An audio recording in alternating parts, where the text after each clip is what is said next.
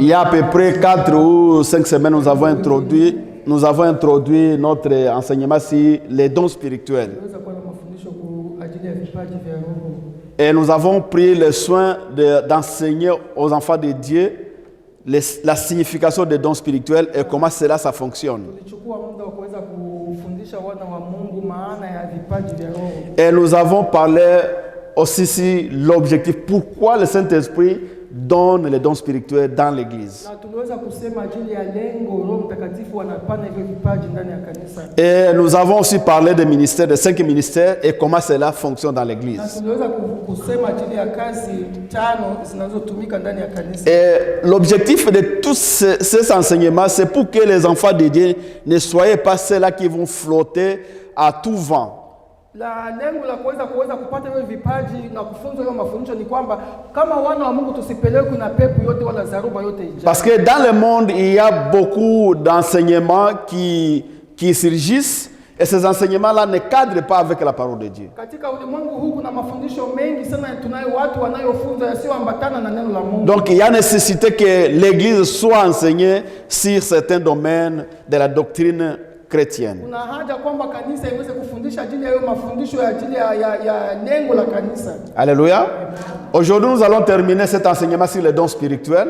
Basi tunamalizia mafundisho hayo siku ya leo. Et à la fin de cet enseignement, je vais prier, je vais imposer les mains sur les gens qui n'ont pas encore les dons spirituels. Na kwa kumaliza tunaenda kuombea wale wote bado hawajapata vipaji vya. Et ceux qui ont les dons spirituels mais qui ne sont pas activés, nous allons supplier à notre Dieu que les dons puissent se manifester. Parce que pour moi, ça ne sert à rien de parler, d'enseigner sur ces dons alors que nous ne voyons pas absolument rien se manifester dans l'Église. Parce que comme Paul nous dit, l'objectif des dons spirituels, c'est pour l'édification de l'Église.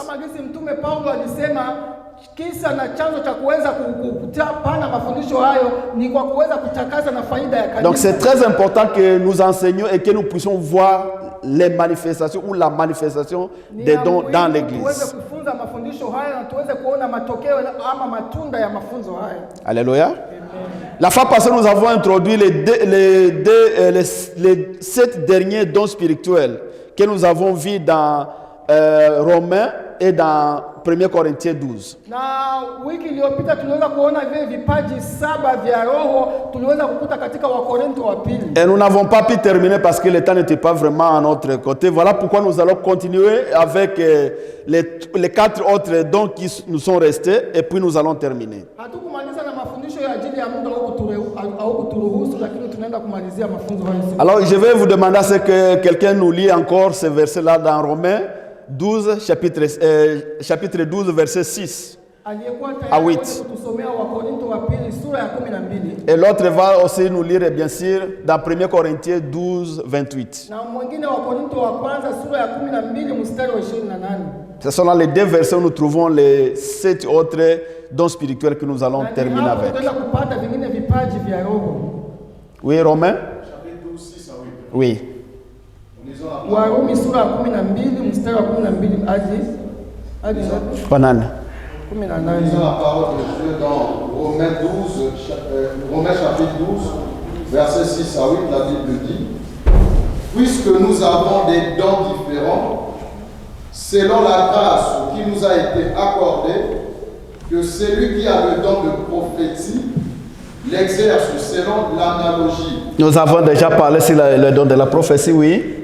Que celui qui est appelé au ministère s'attache à son ministère. Nous avons parlé des 5 ministères et nous avons dit comment ça fonctionne dans l'église. Que celui qui enseigne s'attache à son enseignement. Nous avons dit les dons d'enseignement qu'on appelle les docteurs dans l'église et comment cela fonctionne. Et celui qui exhorte à l'exhortation. C'était aussi parmi les dons que j'ai appelés les dons de service, les dons qu'on ignore dans l'église.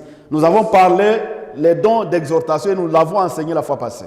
Que celui qui donne le fasse avec libéralité. Nous avons aussi parlé sur les dons de donner. Nous devons apprendre à donner si nous voulons être bénis dans l'église. Que celui qui préside le fasse avec zèle. Et nous avons aussi parlé sur les dons de présider. Il y a des gens qui, Dieu les a donné la capacité de présider. Et ces dons-là doivent aussi être opérationnels dans l'Église.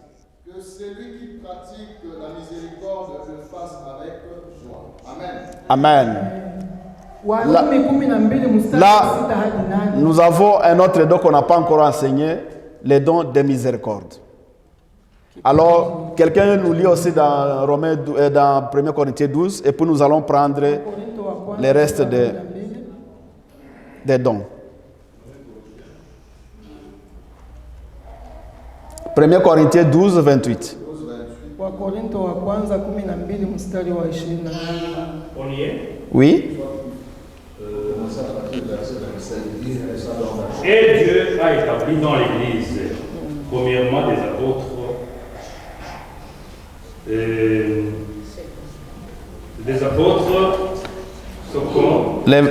L'apôtre reprend encore ce que nous avons déjà parlé. Nous avons parlé de l'apôtre dans l'Église. Les prophètes. Troisièmement, des docteurs. Nous avons parlé des docteurs. Ensuite, ceux qui ont le don des miracles.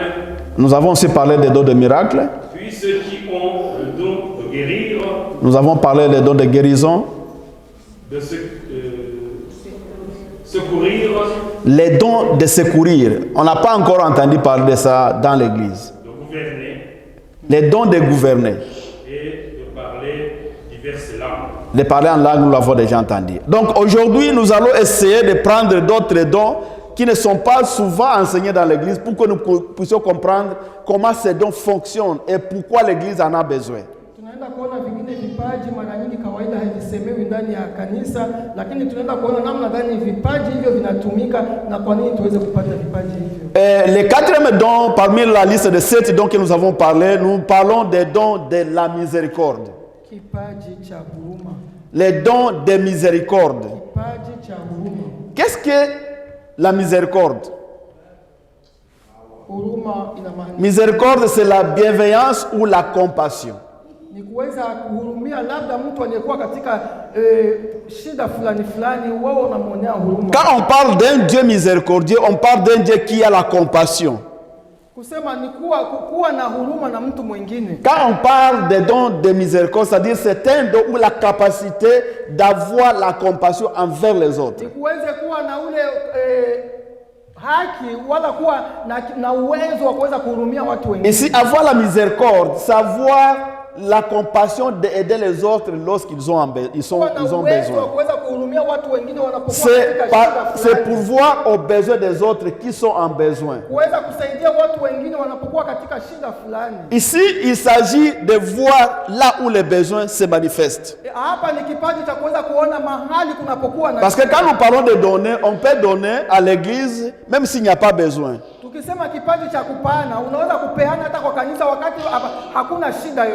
Vous savez, ces dons sont presque... Quand vous n'êtes pas attentif, vous allez trouver qu'on parle presque les mêmes choses, mais ce n'est pas les mêmes choses.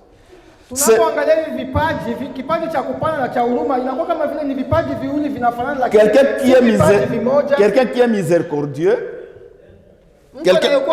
c'est quelqu'un qui ne veut pas voir les autres souffrir alors qu'il est en position de les aider.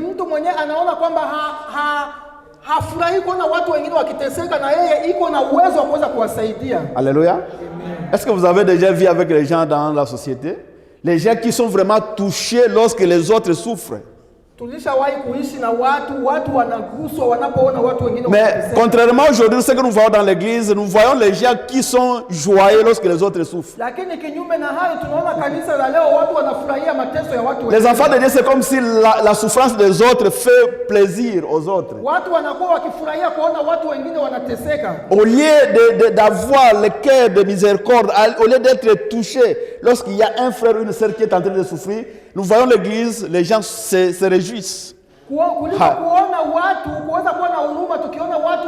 Amimona kayende vraiment zalaka spirituel. Siko total nzambe na yako sala ndenge nini. Tu vois des choses pareilles. Donc les dons de miséricorde, c'est les dons qui fait que quelqu'un soit touché lorsqu'il y a une souffrance quelque part. Et non seulement être touché, mais il faut aussi chercher la solution à ces problèmes. suluhisho kwa shida hiyo. C'est un don que nous avons besoin dans Ni l'église. kipaji tunachohitaji ndani ya Dans kanisa. une église où nous parlons de la communion fraternelle, Katika kanisa kunakuwa na ile ushirika wa pamoja. comme notre pilier, Na hiyo ikiwa kama vile ni nous nguzo devons yetu, avoir les dons de miséricorde. ni lazima tuwe na kipaji cha kurudi. Là où les gens sont prêts à aider les autres lorsqu'ils ont un Mahali besoin. watu wako tayari kusaidia watu wengine wanapokuwa na shida. Alléluia. Nous pouvons lire, nous lisons d'abord dans Galates 6, 10, nous allons entendre ce que la Bible nous parle. Acha tusome kitabu cha Wagalatia sura ya Galates 6, Wagalatia 6 versets 9 à 10.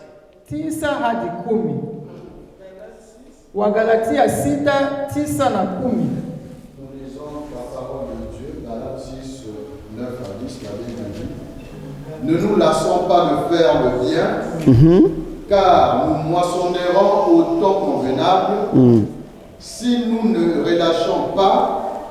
Ainsi donc, pendant que nous en avons l'occasion, pratiquons le bien envers tous. Amen. Et surtout, Envers les frères en la foi. Amen. Amen. Et l'apôtre dit que, et surtout aux frères en la foi. Neno la Mungu linasema hasa kwa watu. C'est-à-dire que nous ne devons pas laisser de faire des biens aux autres. Tusiache kuweza kufanyia mambo mazuri. C'est-à-dire que l'apôtre est en train de nous dire que nous devons faire les biens à tout le monde. Neno la Mungu linasema kwamba ni lazima tuweze kutenda mema kwa Si watu. vous avez un voisin qui a besoin de toi, il faut aller le secourir. Unapokuwa na jirani anapokuwa na shida na wewe, ni lazima ukimbie ndo kumsaidia. Si vous êtes au travail, il y a quelqu'un qui est embêté par beaucoup de hop gear, il faut aller l'aider. Unapoona kazini kuna mwenzako wako na kazi nyingi, lazima uende hapo kumsaidia. Mais il faut aider tout le monde là où il y a besoin. Kusaidia watu wote wakati. Mais et surtout, hasa les frères en Christ. wa ndugu katika Kristo. Est-ce que si nous pouvons faire une évaluation, combien de frères en Christ tu as déjà aidé depuis au cours de cette année? Tukiangalia sisi wote kati yetu ni wangapi tumeshasaidia kati yetu? Nous devons avoir les dons de miséricorde. Lazima tuweze kuwa na ile roho. Vous savez, lorsque une église, les dons de miséricorde se manifestent, il y a une unité qui se crée. Tunapokuwa na kile kipaji cha huruma, tunakuwa kama vile tunakuwa na ule muungano kati yetu. Il y a des gens qui ont même abandonné l'église parce qu'ils ont eu des problèmes mais n'ont pas eu quelqu'un de les aider. Na watu walikata tamaa hata kutoka ndani ya kanisa bila kupata msaada wowote. Ça peut paraître être un peu difficile à comprendre ici en Europe parce que là où presque chacun a quelque chose à faire. Mais lorsque nous entrons dans d'autres milieux, vous trouverez que ce don est très important pour une église. Labda ni vigumu kuelewa hiki kipaji tunapokuwa katika nchi za Ulaya, lakini tukiangalia katika nchi zingine kipaji hiki kiko na kazi kuu ajili kuna watu wengi wanahitaji msaada. Donc nous devons vraiment aider nos frères et surtout les frères en Christ. Ni lazima tusaidie ndugu zetu sasa wa ndugu katika Kristo. Et moi je voudrais vraiment, j'ai toujours parlé, lorsque j'enseigne ce don, j'ai toujours parlé que quelquefois dans nos cultures, nous avons une très mauvaise lecture des choses. Cette histoire-là d'aider les gens lorsqu'ils sont morts, moi j'en ai marre. Quand nous voyons ici au Danemark, il y a des gens, nous avons entendu les gens mourir dans leur maison, hein, seuls. Et ce sont des Congolais. Je ne parle pas des gens qui sont déjà de notre communauté. Mais quand vous voyez les gens, combien est-ce que les gens se mobilisent pour contribuer à leur mort ou à leur enterrement, on se demande où est-ce que nous sommes. Alafu tunapoona namna gani watu wanahimizana kuweza kutia michango ya kwenda kuzika wa watu. Moi j'aurais aimé à ce que vous veniez m'aider lorsque je suis encore vivant. Kwangu mimi ningefurahia na kuweza kuhitaji kwamba watu waje wanisaidie kipindi bado ningali hai. Alors il ne faut pas attendre que les gens meurent et puis c'est maintenant qu'on va se mobiliser pour aller les assister. Il y a quelque chose que j'ai toujours lu ici. Nous allons lire dans ce que Samuel parle ici. C'est très important que je parle de ça parce que c'est quelque chose que nous devons changer notre façon de faire. Lisons dans 1 Samuel. 1 Samuel chapitre 20. Versets 14 à 15.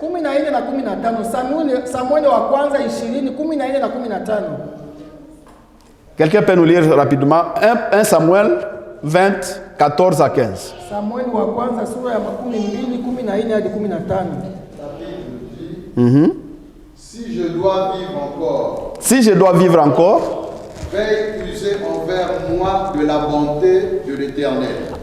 C'est-à-dire que quand moi je vis aujourd'hui, je voudrais à ce que vous puissiez user la bonté que vous avez de l'Éternel envers moi. Et si je meurs, Et lorsque je meurs, ne retire jamais ta bonté envers ma maison. ok, ça tu peux faire la bonté maintenant à mes enfants parce qu'ils sont encore en vie. Pas même lorsque l'Éternel retranchera chacun des ennemis de David de dessus la face de la terre. Amen. C'est-à-dire que, qu'est-ce que David est en train de dire ici? C'est-à-dire que lorsque nous sommes en vie, nous avons besoin de voir la bonté de nos frères et sœurs nous aider dans notre vie. Et lorsque je ne suis pas là, je veux aussi voir que l'Église est en train d'aider mes enfants qui sont restés. Combien sont des gens qui aident les enfants des pauvres qui sont morts? Nous vivons dans une société, lorsque tes parents sont partis, tout est foutu. Alléluia. Ça ne doit pas être comme ça dans l'église. Nous devons exercer les dons de miséricorde. Nous devons nous aider pendant que nous sommes en vie. Et lorsque l'un de nous quitte, la famille de cette personne-là doit être prise en charge par l'église.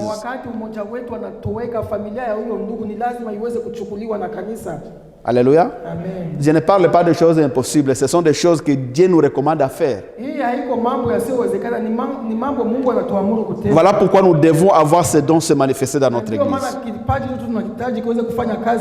Les dons de miséricorde, c'est un don qui est très important à faire les biens pour les autres qui sont en besoin.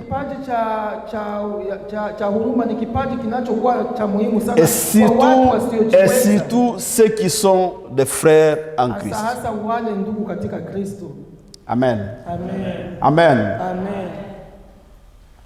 J'ose croire qu'après cet enseignement, nous allons voir des frères et sœurs qui s'entraident. Amen. Tuna matumaini kwamba kisha mafundisho haya tutaenda kusaidiana sisi wote kama ndugu katika Kristo. Oui, nous sommes en Europe, nous avons des moyens, mais les problèmes ne manquent pas. Kweli tuko Ulaya lakini shida hazikosi. Et les problèmes sont de différentes catégories. Na shida za aina yote. Vous pouvez aussi aider ton frère même dans la prière. Unaweza kusaidia ndugu yako kwa maombi. Vous savez qu'il y a un problème dans cette famille-là. Priez, priez. Vous prenez même le temps de gêner pour ces frères-là. C'est tout ça, ça fait partie des dons de miséricorde. Que Dieu vous bénisse. Et le suivant don, c'est le don de secourir.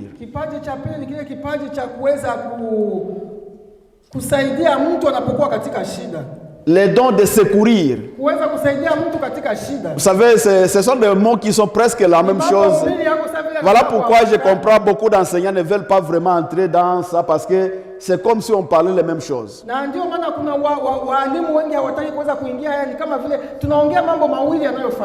Mais lorsqu'on parle de secourir, on parle d'aider quelqu'un qui est en danger. Alléluia. Amen. Alléluia. Amen. Ici, quand on parle de miséricorde, c'est aider quelqu'un qui est en besoin. Mais quand on parle de secourir, c'est-à-dire quelqu'un est en danger, vous voulez le secourir.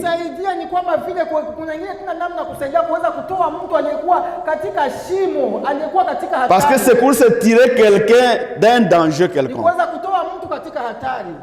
Alléluia. Est-ce que nous pouvons voir la différence? Alléluia. Amen. Donc, par exemple, j'ai suivi une histoire d'une jeune fille qui était musulmane, qui a changé à devenir chrétienne. Cette jeune fille a suivi des tortures, tous les mots possibles, de mauvaises choses dans leur vie, dans sa famille.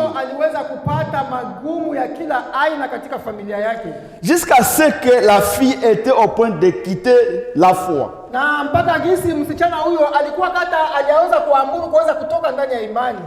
Mais parce que l'église était distraite,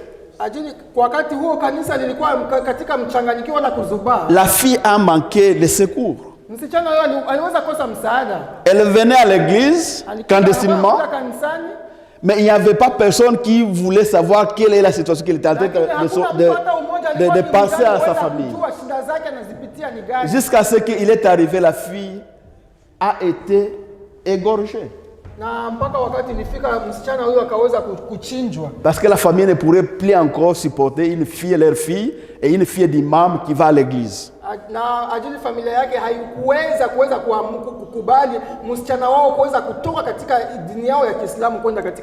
Et une église pleine de gens qui avaient des moyens. Ce qui était facile de prendre cette fille et de les mettre dans une famille chrétienne, et la fille pourrait continuer.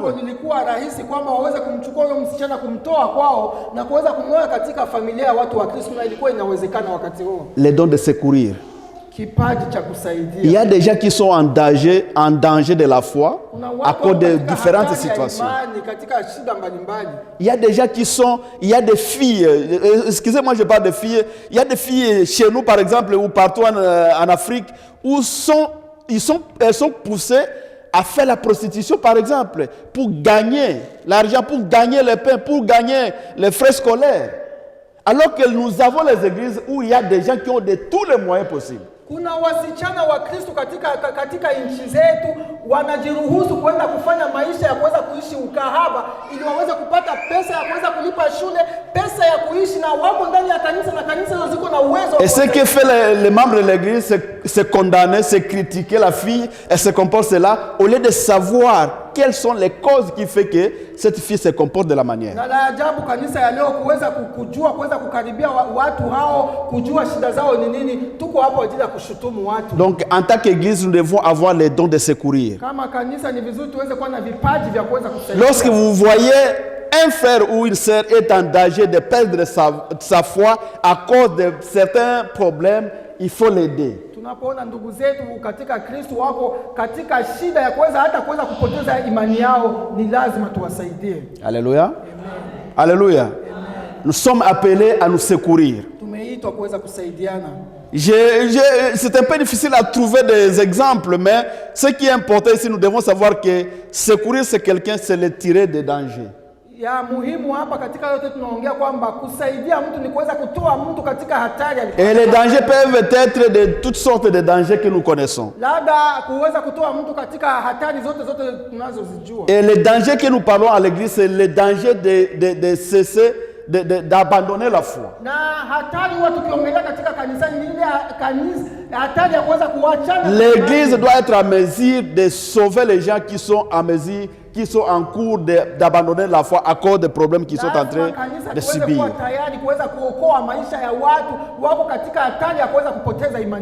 Alléluia. Nous pouvons lire dans Galates 6, verset 2 à 3. Verset 2 à 3. Wagalatia 6 mstari wa 2 na wa 3. Wagalatia 6:2 hadi 3.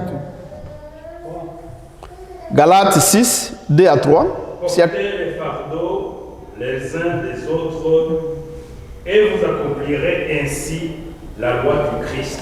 Amen. Amen. Si quelqu'un pense être quelque chose, quoi qu'il ne soit rien, il s'abuse lui-même. Oui, ce n'est pas la dernière partie que je voudrais, mais la Bible nous dit que nous devons porter les fardeaux des uns et des autres. Neno la Mungu linasema tuweze kuchukuliana mizigo.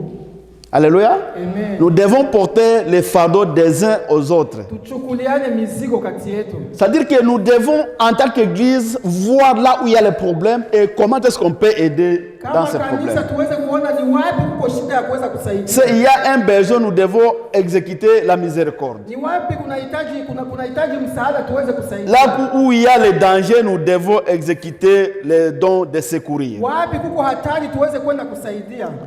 Parce que nous avons tous été secourus par notre Dieu. Dieu nous secourit chaque jour de notre vie.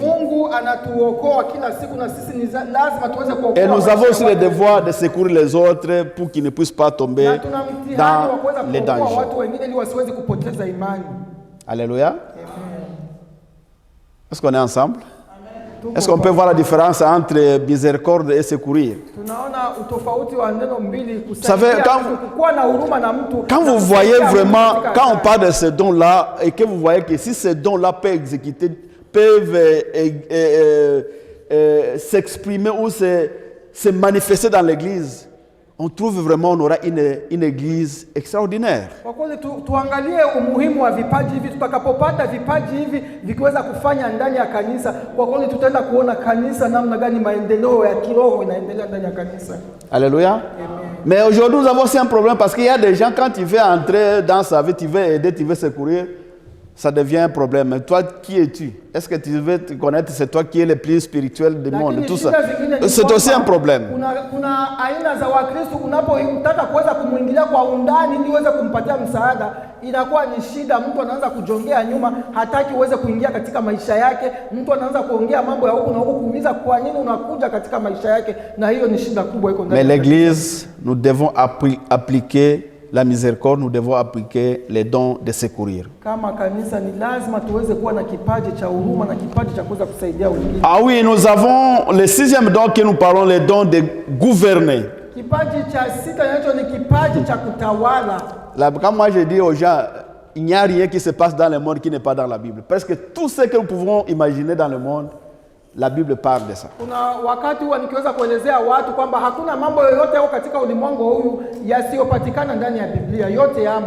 Paul est en train de nous dire dans 1 Corinthiens 12:28 que ceux qui ont les dons de gouverner doivent aussi les appliquer. Mtume Paulo anatuambia hapa katika neno la Mungu, aliyekuwa na kipaji cha utawala ni lazima aweze kutumia kipaji hicho. Mais qu'est-ce que signifie gouverner? Utawala inamaanisha nini? Gouverner signifie diriger. Kuongoza ni uongozi. Gouverner signifie exécuter un pouvoir politique. Ni kuweza kutimiza kazi kama vile kazi ya siasa. Alléluia. Amen. Alléluia. Amen. Quand Paul parle des dons de gouverner, c'est-à-dire que nous sommes appelés, si vous avez les dons de gouverner, Dieu nous appelle à gouverner. Kipaji cha utawala, kama uko na kipaji cha kuweza kuongoza wengine, Mungu anatuita tuweze kuongoza watu wengine. Et j'essaie de voir dans la Bible comment est-ce que ce don peut se manifester dans l'église. Ndani ya Biblia niliwahi kuweza kupekua ili nikaweza kuona kipaji hicho namna gani kinaweza kutumika ndani ya kanisa. Quand nous voyons dans l'Ancien Testament, Dieu avait utilisé Moïse, et Moïse était à la fois dirigeant, gouvernant, mais il était aussi celui qui amenait les gens à la spiritualité. Tunapoangalia katika Agano la Kale, Mungu aliweza kuchagua Musa aweze kuweza kuongoza watu wengine. Musa alikuwa mtawala na alikuwa muongozi vile vile wa watu wengine. C'est-à-dire que Moïse était le dirigeant spirituel des enfants d'Israël. Mais en même temps, il était aussi le gouverneur. Na hapo yeye alikuwa kama vile ni mtawala wao. Parce qu'il gouvernait avec les lois. On gouverne avec les lois, n'est-ce pas? Alikuwa akiongoza pamoja na mfalme. C'est-à-dire que Moïse était à la fois dirigeant spirituel et il était aussi gouverneur. Alikuwa hapo kuwa kiongozi wa kiroho na akiwa mtawala. Mais quand nous voyons dans l'Ancien Testament, lakini tunapoona katika kitabu cha Agano, Jésus a mis une démarcation entre l'église et les gouverneurs et le gouvernement. Ndani ya Agano Jipya, Yesu Kristo aliweza kuwa kati ya utawala na uongozi. Il a dit donner au César ce qui est à César, kwa Kaisari aliyokuwa yake, et à Dieu ce qui est à Dieu. Tuweza kumpatia Mungu aliyokuwa yake vile vile. Alléluia. Amen. Est-ce que cela signifie qu'un enfant de Dieu ne peut pas gouverner, ne peut pas diriger dans un pays? Non. Sasa hiyo inamaanisha kwamba kama mwana wa Mungu hatuhitaji kuweza kuongoza katika nchi. La démarcation que Jésus a faite, c'est la différence entre le royaume de ce monde et le royaume de Dieu. Basi utofauti Mungu Yesu Kristo anataka kuja kuonyesha ni kuweza kuonyesha utofauti kati ya utawala wa Mungu na utawala wa ulimwengu. Mais en tant qu'enfant de Dieu, nous pouvons aussi avoir les dons de gouverner dans un pays. Lazima tuweze kuwa na kipaji cha uongozi. Mais il y a la différence lorsqu'un enfant de Dieu gouverne et lorsqu'un enfant de ce monde gouverne. Lakini kuna utofauti wakati mwana wa Mungu anaongoza na wakati watu wa ulimwengu huu wanaongoza. Voilà pourquoi je voudrais qu'on puisse lire dans 1 Timothée. Na ndio maana tunaenda kusoma kitabu cha Timotheo wa kwanza. Non, commençons d'abord par 1 Pierre 2. 1 Pierre 2. Chapitre 2, versets 13 à 14. Lisons la parole de Dieu, 1 Pierre 2, 13 à 14, la Bible dit: Soyez soumis à cause du Seigneur à toute autorité établie par les hommes, soit au roi comme souverain, soit au gouverneur comme envoyé par lui pour punir les malfaiteurs et pour approuver les gens de bien. Amen. Amen. Alors nous lisons dans Romains 13. Warumi sura ya 13 Romains 13, versets 2 à 7. 2 hadi 7. Warumi 13 mstari wa 2 hadi 7. Romains 13. Romains 13, versets 2 à 7. La Bible nous dit: c'est pourquoi celui qui s'oppose à l'autorité résiste à l'ordre que Dieu a établi, et ceux qui résistent attireront une condamnation sur eux-mêmes. Ce n'est pas pour une bonne action, c'est pour une mauvaise que les magistrats sont à redouter. Veux-tu ne pas point craindre l'autorité, fais le bien, et tu auras son approbation.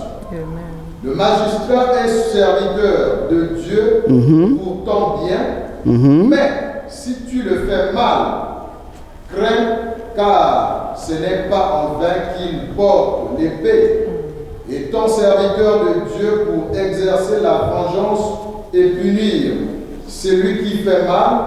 Il est donc nécessaire d'être soumis, non seulement par crainte de la punition, mais encore par motif de conscience.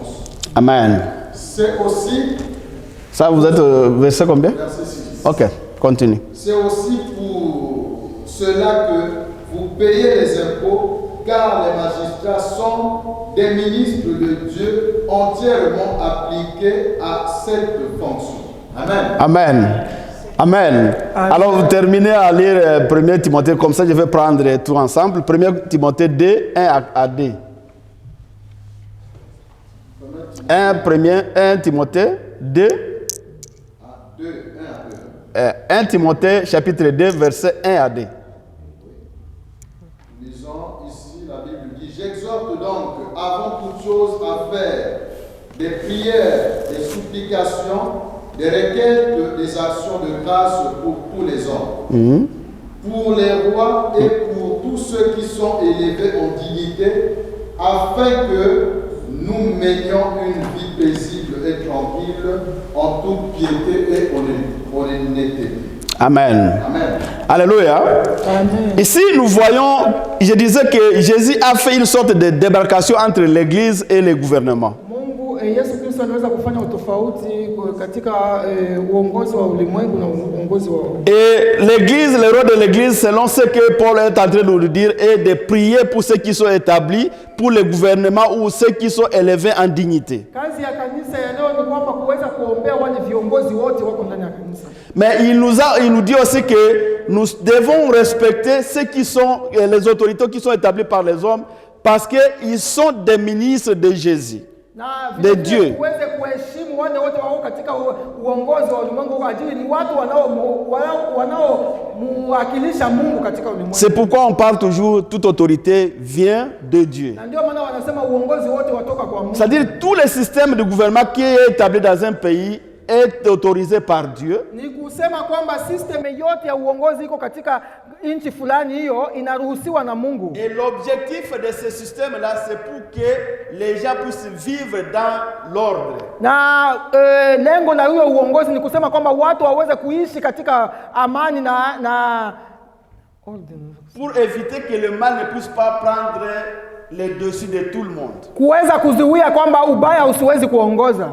Mais souvent, lorsque nous trouvons des gens qui gouvernent de ce monde, leur façon de gouverner est fait contraire à ce que le Seigneur nous parle. Lakini tukiangalia uongozi wa ulimwengu huu uko kinyume na ule uongozi Yesu Kristo Nous voyons des dirigeants qui sont corrompus, qui ne font pas des choses pour lesquelles ils ont été. Tunaona viongozi wengi wameisha kupata kama vile rushwa, hawafuati tena hiyo lengo la uongozi. Voilà pourquoi Paul est en train d'encourager aux enfants de Dieu que si vous avez les dons de gouverner, c'est vraiment important que les dons là puissent se manifester. Na ndio maana mtume Paulo anaenda kuhimiza watu kwamba anayekuwa na kipaji cha uongozo ni lazima hiyo kipaji kiweze kuonekana. Pourquoi Paul est en train de dire ça?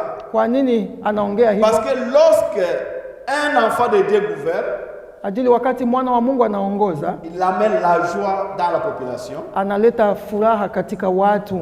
Et il est là pour affermir les pays avec la justice. Na anaenda kuweza kuhimiza na kuweza kupatia nguvu nchi kupitia kupitia haki. Proverbe 29. Hiyo ni Mezali 29. 2 à 4. 2 hadi 4. Quelqu'un peut nous lire rapidement. Aliyekuwa tayari aweze kutusomea hapo. Pourquoi un enfant de Dieu doit gouverner? Kwa nini mwana wa Mungu aongoze? La aongoze? joie dans la société. Ili aweze kuleta furaha kati ya watu. Pour affermir le pays par la justice. Na kuweza kuongoza nchi katika haki. Parce que lorsque Dieu vous amène en tant qu'enfant de Dieu et que vous avez le don de gouverner, votre rôle doit être d'amener la joie au milieu des gens et affermir le pays par la justice. Wakati Mungu anakubariki kama mwana wa Mungu na kipaji cha kuongoza, lengo la hiyo Mungu kuweza kukuinua ni kwamba ulete furaha na haki ndani ya watu. Oui, tu peux lire Proverbe 29, 2 à 4. C'est ça? Oui. Mezali 29, 2 hadi 4. Quand les justes multiplient, le peuple est dans la joie. Quand les justes se multiplient, oui, le peuple est dans la joie. Oui. Quand le méchant domine, le peuple gémit. Le peuple gémit. Un homme qui aime la sagesse réjouit son père. Mais celui qui fréquente des prostituées dissipe son bien. Un roi affermit le pays par la justice, mais celui qui reçoit des présents le ruine. Amen. Amen. Alléluia. Amen. Ici, la Bible est en train de nous dire que lorsque les médiocres continuent à dominer le pays, le peuple souffre. Neno la Mungu linatuambia kwamba wakati wale watu wote viongozi wabaya wanaendelea kuweza kuongoza watu wanateseka. Mais lorsque les justes dominent le pays, il y a la joie dans la. Lakini watu wa haki wanapoongoza kunakuwa furaha na haki ndani ya nchi. Voilà pourquoi si vous avez le don de gouverner en tant qu'enfant de Dieu, na ndio maana kama mwana wa Mungu tunapokuwa na kipaji cha uongozi, si vous aspirez un jour être gouverneur, quand on parle de gouverneur, c'est quelqu'un qui exécute un pouvoir politique quelque part. Kama unatarajia siku moja kuweza kuwa kiongozi na kuweza kupata uongozi mahali fulani, vous devez aspirer à ce don-là pour que vous puissiez amener la joie au sein de votre population. Ni lazima uweze kuomba ili Mungu aweze kubariki kipaji hicho kiweze kuleta furaha kati ya watu. Et affermir la justice dans les lieux où na kuweza kuleta haki mahali hiyo unaongoza. Aujourd'hui, nous avons des pays où peut-être la corruption a dominé, mais ce qui est dommage, on voit la plupart de ces gens-là qui dirigent, ils s'appellent enfants de Dieu. La ajabu ni kwamba tunaona katika uongozi fulani rushwa ndio inatawala na wengi wao watu wanaoongoza wanajiita kwamba ni Wakristo. La plupart des fois, quand vous voyez des ministres, vous voyez dans le parlement, dans l'affaire publique, vous trouverez que ceux qui dirigent là-bas, ce sont les enfants de Dieu. Tunaona katika serikali nyingi watu wote wakiwa viongozi katika viongozi mbalimbali, hao watu wanajiita kwamba ni Wakristo, ni wana wa Mungu. Quand vous voyez ce qu'ils sont en train de faire, lakini tunapoona kwa ukweli yao wanatenda katika serikali hizo, watu hawaelewi kwamba kweli hawa ni wana wa Mungu. Et cela a donné une distance aux vrais enfants de Dieu de ne pas entrer même dans la politique. Na hiyo inafanya watu wengi waamini wengi kuweza kuwa kando, wakijiweka kando ya kuweza kuingia katika mambo ya siasa ajili hawaoni haki ikiwa huko. En réalité, la Bible nous dit que lorsqu'un juge dirige, c'est lui qui amène la joie dans la lakini ukweli wa mambo, neno la Mungu linatuambia kwamba tunapokuwa mwenye haki anapoongoza analeta furaha na haki kati ya watu. Chaque fois que Dieu nous amène à être dans un poste de responsabilité, nous devons penser toujours à être juste. Na kila mara Mungu anapotubariki kipaji cha kuongoza katika mahali mbalimbali, ni lazima tuweze kufikiria kuweza kuleta haki mahali hiyo. Alléluia. Amen. Nous devons vraiment ne jamais couvrir le mal et nous devons aussi rendre la justice. Na tuweze kuwa tusiwe watu wa kuweza kufunga mikono, lakini tuwe watu wa kuweza kuleta haki ndani ya watu. On peut terminer par lire 1 Pierre. Acha tumalizie kusoma Petro wa kwanza. Après 1 Pierre chapitre 2 14 à 19. Petro wa kwanza sura ya pili 14 hadi 19. C'est très important parce que nous avons la jeunesse qui peut. Il y a des gens qui pensent que quand on est chrétien, on ne peut pas être premier ministre, on ne peut pas être parlementaire. Non, non, non, non. L'Église n'interdit pas quelqu'un à avoir des postes de responsabilité. Ni vema La façon de diriger, tuweze kuongea mambo haya Dieu. ajili kama Wakristo ni lazima, labda unafikiria kuweza kuchukua uongozi mahali wa Kristo mahali fulani, ni lazima tuweze kuongoza kama Wakristo. Haimaanishi kwamba kuwa Mkristo huwezi kuongoza, hapana. 1 Pierre 2, 14 à 19. Alors si vous aspirez à gouverner le pays, voici comment est-ce que tu vas gouverner. Si tu unapotarajia siku moja kuweza kuwa mwongozi wa nchi fulani, ona namna gani wewe utakuwa kiongozi mzuri. Nous lisons la parole de Dieu dans 1 Pierre 2, 14 à 19. Petro wa kwanza sura Soit au gouverneur comme envoyé par lui pour punir les malfaiteurs et pour approuver les gens de bien. C'est-à-dire quoi? Quand tu es envoyé ou tu deviens gouverneur ou tu es gouverneur, tu es là pourquoi? Si tu peux encore lire cette phrase. Soit au gouverneur comme envoyé par lui pour punir les malfaiteurs. Votre rôle de punir les malfaiteurs. Et pour approuver les gens de bien. Et approuver ceux qui sont justes. Kazi yako wewe ni kuweza kuadhibu wale wote wanafanya mabaya. Car c'est la volonté de Dieu en pratiquant le bien. C'est-à-dire que quand vous êtes quelque part, vous aspirez à avoir un pouvoir politique, votre rôle n'est pas de couvrir le mal. Unapotarajia kuwa na uongozi fulani, les gens qui sont appelés à dire la justice, ils sont là pour couvrir le mal. Tunaona watu wengi wenyewe wako hapa kuweza kuhimiza watu waweze kuishi maisha ya haki, ndio watu wanafinika mabaya, kufinikia mabaya. Car c'est la volonté de Dieu en pratiquant le bien. Vous réduisez au silence les hommes ignorants et insensés. Et puis, votre rôle de faire en sorte que ceux qui sont ignorants dans la justice, qui ne savent pas le bien, ils doivent se taire. Na kazi yako wewe ni wale watu wote wenye wasiojua mambo ya haki waweze kunyamaza ajili hawana ujuzi katika hiyo mambo ya haki. Donc vous devez lutter contre les criminels. Ni wewe uweze kupiganisha mambo ya watu kuweza kutenda mabaya. Ça peut être un criminel économique ou n'importe quoi, mais votre rôle est de faire en sorte que tous ces gens-là se taisent dans la société. Kazi yako wewe ni kwamba hao watu wote waasi wanaoasi katika watu waweze kunyamazishwa. Continue. Étant libre et sans faire de la liberté un voile qui couvre la méchanceté. Et puis, oui. Agissons comme des serviteurs de Dieu. Amen. C'est-à-dire que quand vous êtes dans un poste de responsabilité en tant que gouverneur, tu dois servir là-bas comme un serviteur de Dieu. Na wewe kama unapata kazi ya uongozi, uweze kuongoza ukikumbuka kwamba wewe ni muongozi, kiongozi katika kazi ya Mungu.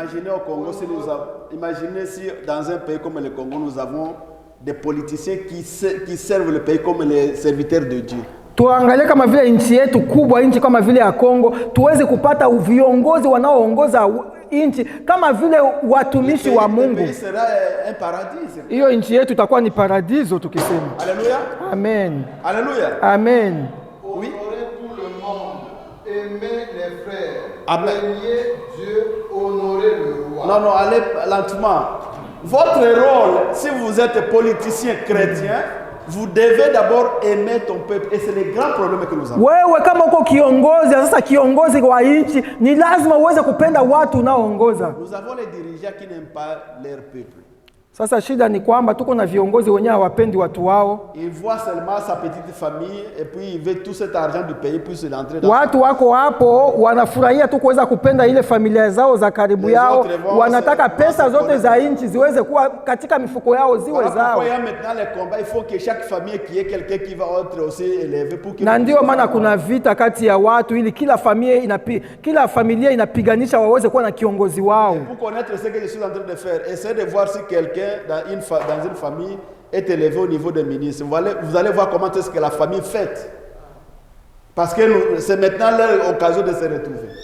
Na tuangalie kwanza kwa mfano kama vile kuna familia moja, katika hiyo familia walipata mtu kiongozi akiwa kama vile akiwa kiongozi mkuu kama vile minister. Uone namna gani kunakuwa vita wa watu wanataka kuweza kutajirika. La Bible nous dit que nous devons aimer notre peuple, oui. Neno la Mungu linatuamuru kuweza kupenda watu wetu. Il faut respecter tout le monde. Aimer les frères. Il faut aimer son frère, c'est-à-dire les membres de kuheshimia watu wote, kupenda watu. Craignez Dieu. Il faut surtout la crainte de l'Éternel. Na sasa kumwogopa Mungu. Le roi. Et il faut honorer les responsables. Quand on parle de roi ici, c'est peut-être le président ou c'est lui, votre chef ou la chef. Kuheshimu kiongozi. Hein? C'est-à-dire, oui, c'est-à-dire quoi? Qu'est-ce que nous voulons dire ici? Oui, si tu peux, il y a le... Oui, le verset 18 nous dit, serviteurs, soyez soumis en toute crainte à vos maîtres. Oui. Non seulement à ceux qui sont bons et doux, Oui. mais aussi à ceux qui sont d'un caractère difficile. Amen. Amen. C'est-à-dire que si vous êtes quelque part, vous devez avoir la soumission, respecter les chefs, et vous devez aimer le peuple, vous devez servir comme si vous servez Dieu. Unapopata kama vile kazi fulani ya uongozi, ni lazima uweze kuheshimu kiongozi mkuu wako juu yako, kupenda wale watu wote wanaokuzunguka, na sasa kuweza kumpenda Mungu. Moi je vais te dire qu'il ne faut pas entrer dans la politique. Usipokuwa mtu kama huyo, ndugu yangu, ninakushauri usiingie katika mambo ya siasa. Parce que votre sort sera dans l'enfer. Ajili matokeo yenu itakuwa ni kuzimu. Parce que Dieu ne permettra pas à quelqu'un qui est corrompu d'entrer dans le ciel. Ajili Mungu hawezi kuruhusu mtu mwenye tayari ameweza kuishi maisha ya rushwa aweze kuingia mbinguni. Alléluia. Amen. On a quitté dans la spiritualité, on était dans la politique. Tunatoka basi katika maisha ya kiroho, tunaingia katika siasa. C'est pour montrer que la Bible contient tous les domaines de notre vie. Haya tunayafanya ni kuonesha kwamba mambo yote yako katika Biblia. Et que ce n'est pas parce qu'on est chrétien qu'on est privé d'avoir nos droits en tant que citoyen. Na sio kusema kwamba ajili sisi tuko wa Kristo tuweze kukosa ile haki yetu kama wana wa nchi. Il y a une manière de faire en tant qu'enfant de Dieu qui est contraire à ce que le monde. Lakini kuna namna ya kuweza kuongoza kama wana wa Mungu iko kinyume na uongozi wa ulimwengu huu. Alléluia. Amen. Est-ce qu'il y a les gens qui ont le don de gouverner ici? Kuna watu wako na vipaji vya uongozi hapa. Go ahead. Basi endeni, mmepata mafunzo, basi Mungu anawatuma, endeleeni. Tunahitaji kuweza kupata viongozi, hata viongozi wa nchi. Nous avons vu, c'était en Suède, il y avait une jeune fille congolaise qui était ministre. Suède. C'était en Suède. Il y a les années passées. Elle s'appelle Sabouni. Donc, allez, mais il doit y avoir la différence entre là où un enfant de Dieu travaille. Tunaitwa kuweza kukua viongozi, lakini utofauti ni kwamba lazima kuweze kuonekana uongozi mzuri na utofauti kati ya kiongozi mwana wa Mungu na kiongozi wa ulimwengu huu. Alléluia. Amen. Alors nous avons le dernier, 7e don que nous allons parler. Tunaenda kipaji cha mwisho Et je cha voudrais qu'on saba. puisse trouver ces dons-là dans Actes des Apôtres 2.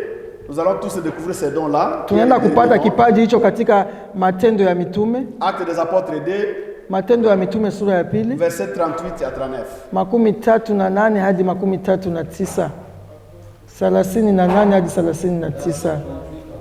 Oui. La Bible nous dit, Actes des Apôtres 2, 38 à 39, Pierre leur dit, répondez-vous et que chacun de vous soit baptisé au nom de Jésus-Christ pour le pardon de vos péchés et pour recevoir le don du Saint-Esprit. Amen. Car la promesse est pour vous, pour vos enfants et pour tous ceux qui sont au loin, en aussi grand nombre que le Seigneur notre Dieu les appellera. Amen. Alléluia. Amen. Les derniers et les plus meilleurs des dons que nous pouvons avoir, c'est les dons du Saint-Esprit. Kipaji cha mwisho na kipaji kikuu tunachohitaji kupata ni kipaji cha Roho Mtakatifu. Alléluia. Amen. Je suivais un pasteur qui enseignait que pour lui, il disait que Tous ces dons-là, il n'existe pas d'autres dons à l'église. Il y a seulement un seul don, le don de Saint-Esprit. Nilikuwa nikifuata mchungaji mmoja alikuwa anasema vipaji vyote hivi katika kanisa haviko. Kipaji kiko katika Mais kanisa j'ai voulu le ni kipaji comprendre cha dans Roho ce sens Mtakatifu. que lorsque vous avez le Saint-Esprit, then vous avez tous les autres dons que vous avez besoin. Tunapokuwa na Roho Mtakatifu vipaji vyote tuko Alléluia. navyo. Alléluia. Amen. Donc les dons du Saint-Esprit, c'est les dons que nous devons tout le monde aspirer d'avoir. Kipaji cha Roho Mtakatifu ni kipaji tunahitajika kuwa nacho kama wana wa Mungu. Parce que lorsque nous avons les dons du Saint-Esprit, Tunapokuwa na kipaji hicho cha Roho c'est Mtakatifu facile d'avoir les autres dons que nous ni avons. rahisi kuweza kupata vingine vipaji Parce vyote. que c'est le même don du Saint-Esprit qui donne les autres dons. Ni kipaji cha Roho Mtakatifu ndio kinapana vipaji vingine vyote. Alléluia. Amen. Alléluia. Amen. Voilà pourquoi, si vous n'avez pas encore reçu le Saint-Esprit, Na ndio maana ndugu zangu, kama hatujampokea Roho Mtakatifu, si nous sommes parmi nous, il y a de ceux-là qui n'ont pas encore reçu le Saint-Esprit. kama kuna wamoja wetu kati yetu hawajapokea Roho Je Mtakatifu, vais vous demander, lorsque nous allons terminer, de venir, nous allons prier pour toi. tunawaita nini wote tukiwaalika hapa mbele tuweze Parce kuwaombea. que tu peux avoir tous les dons que nous avons parlé. Tunaweza kupata vipaji vyote tuliweza kuongelea Tu peux hapa. entendre parler de tous ces dons que nous avons Unaweza kusikia kuongelewa vipaji Mais vyote lorsque tu n'as pas tulipata, encore reçu le Saint-Esprit, lakini bado kama hujapata Roho Mtakatifu ndani tu mwako, n'auras jamais l'expérience d'un quelqu'un d'autre. hautapata vipaji vingine vyote tuliweza kuongelea hapa. Alléluia. Voilà pourquoi nous devons tous aspirer d'avoir le Saint-Esprit avec nous. Na ndio maana tunaitwa sisi wote kuweza kupata kipaji cha Roho Mtakatifu. Et cet esprit-là, le Saint-Esprit, c'est qui? Peut-être nous ne connaissons pas réellement le Saint-Esprit, c'est qui? Labda tumtambue Roho Mtakatifu kwamba ni Moi, nani. je voudrais qu'on puisse lire dans Isaïe pour comprendre. Acha tusome kitabu cha Et après, Isaya ili nous allons tukaweze terminer kuelewa. dans Corinthiens, savoir qu'est-ce que le don de Saint-Esprit fait dans notre vie. Na tunaenda kumalizia katika kitabu cha Wakorinto tuweze kujua Roho Mtakatifu anatenda nini kati yetu. Non, on ne lit pas Isaïe parce que je vois seulement il reste 4 minutes. Hatuna muda wa kuweza Lisons kusoma 1 Isaya, tunaenda kusoma Wakorinto wa kwanza. Quand nous avons le don de Saint-Esprit, qu'est-ce qu'il fait dans notre vie? Tunapokuwa na kipaji cha Roho Mtakatifu Parce que anatenda chaque nini ndani ya don- maisha yetu. Chaque don que nous avons parlé, nous savons comment ça se manifeste. Ajili vipaji vyote hivi tuliweza kuongelea, tunajua kwamba hivyo vipaji vinatenda Alors, kazi qu'est-ce gani. que le don de Saint-Esprit dans la vie de quelqu'un? Kipaji cha Roho Mtakatifu kinatenda nini ndani ya maisha yetu. Wakorinto wa kwanza sura ya pili. 1 Corinthiens, chapitre 2, Wakorinto wa kwanza sura ya pili, verset 12 à 14. 12 hadi 14. La Bible nous dit, or, nous n'avons pas reçu l'esprit du monde, mais l'esprit qui vient de Dieu, Oui. afin que nous connaissions les choses que Dieu nous a données par sa grâce. Amen. Et nous en parlons non avec des discours qu'enseigne la sagesse humaine, mais avec ce qu'enseigne l'esprit, employant un langage spirituel Pour des choses spirituelles. Amen. Amen. Alléluia. Amen. Alors, qu'est-ce que nous recevons lorsque nous avons le Saint-Esprit? Tunapokea nini Qu'est-ce tunapompokea que Roho le don de Mtakatifu? Saint-Esprit nous donne? Roho Mtakatifu, La kipaji cha première Roho chose, la Mtakatifu Bible nous dit kinatupa nini? qu'il nous fait connaître les choses que Dieu nous a données par sa grâce. Roho Mtakatifu anatufanya sisi tuweze kutambua mambo Mungu anatupatia kupitia neema. C'est-à-dire que lorsque vous avez le Saint-Esprit, Unapompokea Roho Mtakatifu, le Saint-Esprit te donne la connaissance de connaître ce que Dieu a mis à votre disposition. en tant anakupatia qu'enfant. ujuzi wa kuweza kutambua mambo Mungu aliweza kuweka hapo ajili yako. C'est-à-dire le Saint-Esprit va te dire que toi tu n'as pas plus encore besoin d'avoir peur de quelqu'un parce que vous avez Roho un Mtakatifu Dieu. anakunenea akikwambia kwamba wewe huhitaji kuwa na uoga ajili umepokea Roho Mtakatifu ndani mwako. Le Saint-Esprit va commencer à te dire que tu n'as pas besoin de faire des choses que tu faisais auparavant parce que tu es devenu une nouvelle créature. Roho Mtakatifu anakuongoza kuambia kwamba huhitaji kufanya yale mambo ya kale kwa ajili tayari umepokea Roho Le Mtakatifu ndani Saint-Esprit mwako. va commencer à t'enseigner d'aimer les autres pendant que tu étais quelqu'un qui haïssait les gens. Roho Mtakatifu anaanza kukufunza wewe kuweza kupenda watu wengine, ulikuwa mtu wa kuweza kuchukia watu lorsque vous wengine. recevez les dons de Saint-Esprit, Unapopokea kipaji cha Roho il commence Mtakatifu, à t'enseigner des choses que Dieu a prévues pour nous par sa grâce. anaanza kukufundisha mambo yenyewe Mungu aliweza kutarajia kwetu kupitia neema. Et la deuxième chose que nous recevons lorsque nous avons le Saint-Esprit, Na tunapokea jambo la pili, nini tunapokea ya pili tunapompokea Roho nous Mtakatifu? devenons des hommes spirituels. Tunafanyika kuwa watu wana wa kiroho. Nous sommes des hommes spirituels. Tunafanyika kuwa wana wa kiroho. Et nous avons la compréhension des choses, des langages spirituels. Na tunaelewa mambo ya kiroho. Donc nous comprenons les choses de Dieu. tunaelewa mambo ya Mungu. Nous comprenons que ça c'est l'attaque de l'ennemi. Tunatambua mitego ya Parce que shetani. si tu n'as pas le Saint-Esprit en toi, Usipokuwa na Roho Mtakatifu la ndani Bible mwako, t'appelle un homme animal. na neno la Mungu linakuita kwamba wewe huko mtu nyama, C'est-à-dire que tu es emporté par tes désirs. ajili wewe unapelekwa na tamaa Quelque zako. chose qui fait que tu puisses avoir des breaks. Hauna mipaka katika mambo unatenda. Ce qui résonne ici, c'est ce que tu fais directement. Yale mambo unayofikiria ndio mambo unatenda hapo hapo. Lorsque vous avez les dons de Saint-Esprit, Lakini unapokuwa na kipaji cha Roho Mtakatifu, non, ça c'est depuis toi. Roho Mtakatifu anakuongoza kukwambia hapa sio wewe tena. Il ne faut pas encore réagir de cette manière. Usiwezi kuwaza kufikiria kama hivi. Alléluia. Amen. C'est les dons que nous devons aspirer tous. Na hiyo ndio kipaji tunahitaji kama kanisa. Alléluia. Amen. Alléluia. Amen. Lorsque nous avons les dons de Saint-Esprit, Tunapokuwa na kipaji cha Roho nous Mtakatifu, enseigne la pensée de Christ. C'est ce que la Bible dit. Roho Mtakatifu anatufunza kuwa na mafikiri ya Notre Mungu. façon de penser devient une pensée de Christ. Mafikira yetu yanakuwa ni mafikira ya Kristo.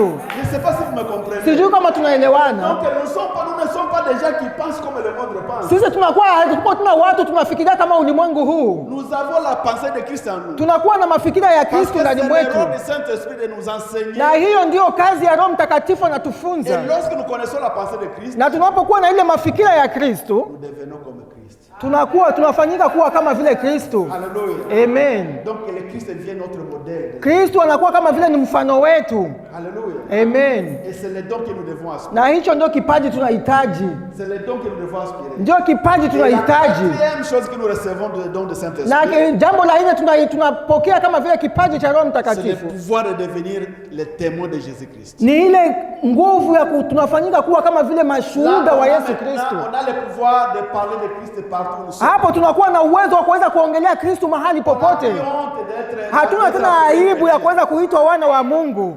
Alléluia. Amen. On n'a plus honte d'être appelé chrétien. Hatuna tena aibu ya kuweza kuitwa watu wa Kristo wala wana wa Mungu. On se sent on est chrétien, on est fier d'être Tunafikiria na kuwa na ile tunaburudika tukiwa ndani ya Kristo. Donc Christ, ça fait partie de votre vie. Tunaridhika na maisha yetu ndani ya Kristo. Alléluia. Amen. Alléluia. Amen. Et c'est les dons que nous devons aspirer tous. Na hicho ndio kipaji tunahitaji. Parce qu'il est les dons des dons. Ajili Kristo yeye ni kipaji juu ya vipaji Le vyote. Saint-Esprit est la fondation de tous les dons possibles. que nous Roho Mtakatifu yeye ndio msingi wa vipaji vyote. Alors je voudrais vraiment, si vous êtes ici, vous n'avez pas encore reçu le Saint-Esprit, Ndugu yangu, unapokuwa hapa bado hujapokea Roho Mtakatifu, vous pouvez venir karibu. et nous allons prier. Karibu, tutaenda Nous kuombea. allons prier ensemble. Tutaenda kuomba Pour que pamoja le Saint-Esprit puisse venir dans ta vie. ili Roho Mtakatifu aweze kujitukuza ndani ya maisha yako. Lorsque le Saint-Esprit va être comme un don dans votre vie, Anapokuwa Roho Mtakatifu kama kipaji ndani ya maisha yako, d'autres choses venir. utapata mambo yote yatakuja kwa urahisi. Parce que c'est lui qui donne les Ajili ni yeye ndio anapana vipaji Et vyote, votre vie ne sera plus comme na maisha yako hayatakuwa tena kama vile yalipokuwa kikale. Alléluia. Amen. Je voudrais, s'il y a quelqu'un qui veut qu'on puisse prier, Aliyekuwa tayari hapa tuweze kuomba pamoja, karibu. le Saint-Esprit, Unapotaka kuweza kupokea Roho Mtakatifu, karibu. tu veux recevoir le Saint-Esprit aujourd'hui? Unataka kumpokea Roho Mtakatifu, Et comment est-ce qu'on reçoit le Saint-Esprit? na tunampokea Roho Mtakatifu Lorsque je? nous allons confesser le nom de Jésus-Christ. Na ni wakati tutaenda kukiri jina la Yesu. Considérer le Christ comme notre Seigneur et Sauveur. Kama Kristo anakuwa kama vile mfano wetu na mwokozi Laissez-moi wetu. vous dire quelque chose. Il y a des gens qui sont devenus à l'église. Na acha tuseme kwamba kuna mais watu ils wanakuja ndani ya n'ont kanisa, pas eu le temps de confesser par leur bouche. hawajakuwa na Jésus-Christ mtu est wa Seigneur. kuweza kukiri katika vinywa vyao kwamba Yesu Kristo ni mwokozi wao. C'est très important que ce que je suis en train de dire. Ndugu yangu, hii ni ya muhimu Tu ninayoongelea. peux te trouver déjà Dieu dans l'église. Unaweza kujipata huko ndani ya kanisa, Mais tu n'as pas l'histoire, tu ne sais pas quand est-ce que tu as crié Jésus-Christ comme Seigneur. lakini hujui ni wakati gani uliweza kumpokea Yesu Kristo. Donc pour croire en Jésus-Christ, tu dois prononcer de toi-même, de ta bouche, que Jésus-Christ est le Seigneur. Kwa kuweza kumkubali Yesu Kristo ni lazima uweze kukiri na kinywa chako wewe mwenyewe kwamba Yesu Kristo ni Bwana na mwokozi wako. Si tu n'as pas encore expérimenté ça, il faut Kama encore- bado hujawahi kuwahi hayo, peu importe le niveau spirituel que tu as, haijalishi kiwango gani cha Ukristo huko, tu n'as pas encore reçu le Saint-Esprit. hiyo inaonyesha kwamba wewe hujampokea Roho Mtakatifu. Ça par ta bouche, ni katika kukiri na kinywa chako wewe mwenyewe par ton cœur, na kuweza kusadiki na roho yako tu peux mwenyewe, avoir le salut. na ni hapo ndio utaweza kupata wokovu. Et la garantie de salut, c'est le Saint-Esprit. Na garantia ya Roho Mtakatifu ya maisha ya Ukristo ni Roho Mtakatifu. Il y a quelqu'un? Kuna umoja kati yetu bado hajapokea Roho Mtakatifu. Usisikie aibu ya watu karibu.